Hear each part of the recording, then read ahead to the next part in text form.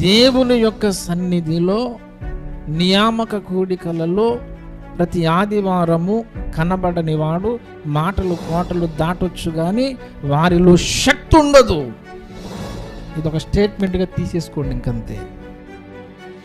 ఆదివారము కానీ నియామక కూడికల్లో కానీ పాల్గొనకపోతే, ఎందుకంటే